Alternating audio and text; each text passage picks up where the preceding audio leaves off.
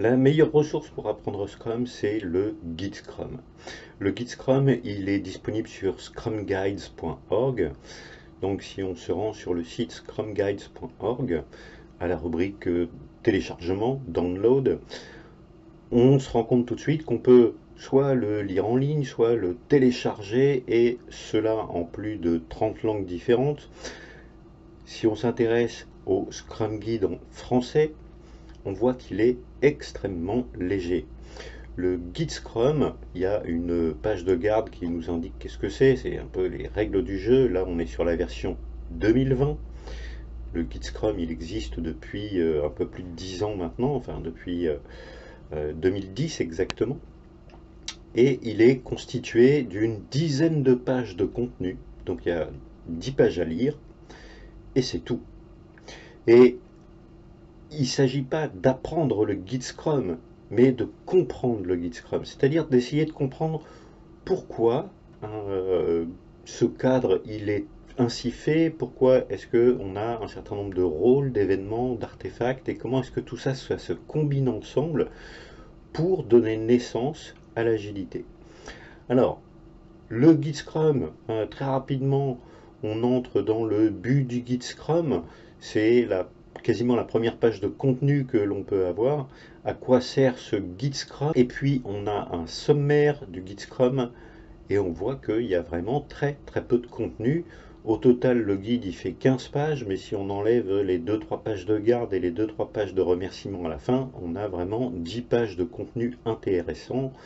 Donc là, sur le sommaire, on voit qu'il est décomposé en but du guide Scrum, la définition de Scrum, la théorie de Scrum qui repose sur les 3 piliers de Scrum, les valeurs de Scrum, l'équipe Scrum, les événements Scrum, les artefacts de Scrum, et c'est fini. On arrive tout de suite à note de fin, remerciements, qui a contribué, l'historique du guide Scrum et les changements entre les versions 2017 et 2020.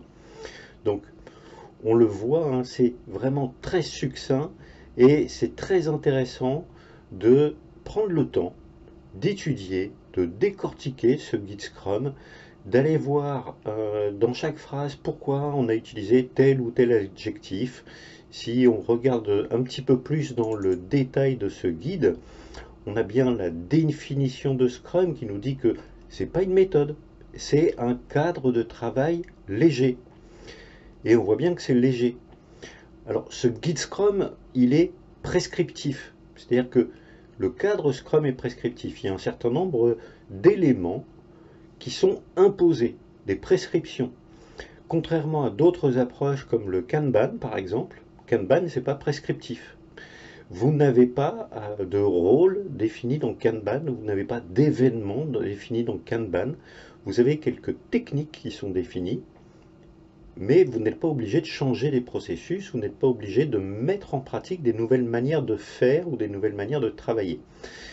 Là, on va voir que le guide Scrum, il impose un certain nombre de changements, de méthodes, de processus à l'intérieur de ce cadre. Donc on a cette définition du guide Scrum. Tout de suite derrière, on arrive sur la théorie de Scrum qui va nous donner lieu aux 3 piliers de Scrum. Puis on a les valeurs de Scrum. Et enfin, on va arriver sur les éléments vraiment prescriptifs, les éléments les plus essentiels de Scrum, c'est-à-dire les rôles de Scrum. Il y a la Scrum Team, et la Scrum Team, c'est l'élément fondateur de Scrum, c'est vraiment l'élément essentiel de Scrum. À l'intérieur de la Scrum Team, on va retrouver un Product Owner, un Scrum Master, et puis des membres de l'équipe de production ou de développement. Et on a fait le tour des prescriptions sur les rôles. Derrière, on attaque les événements de Scrum. Là encore, l'événement principal de Scrum, c'est le sprint.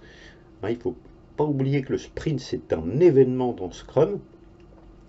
Et on termine par les artefacts de Scrum, donc les 3 principaux artefacts de Scrum. Depuis la version 2020 de Scrum, chacun de ces artefacts est lié à un engagement, c'est-à-dire un engagement que vont prendre l'équipe Scrum et les parties prenantes, ou juste l'équipe Scrum, ou juste l'équipe de production ou de développement.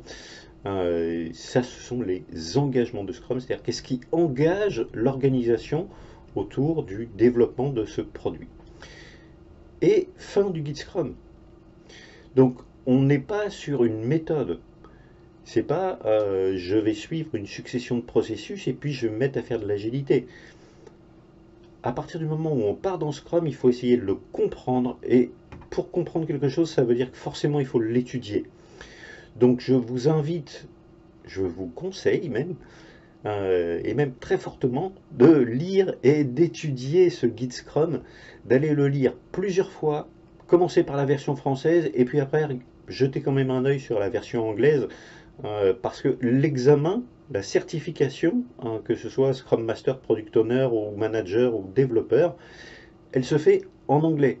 Alors on peut utiliser, comme ça se fait sur un navigateur, on peut utiliser la traduction automatique qui est embarquée avec le navigateur. On peut traduire sur la plupart des navigateurs une page en anglais vers le français. La traduction est quand même pas super, hein. C'est une traduction quasiment mot à mot, donc on peut perdre quelques petites subtilités dans cette traduction basique. Mais si on est vraiment hostile à l'anglais, c'est quand même la meilleure manière de faire. Si vous n'êtes vraiment pas à l'aise en anglais, utilisez la traduction automatique, ça ira toujours mieux que de passer 4 minutes à essayer de déchiffrer une question. Vous n'aurez pas de toute façon 4 minutes par question.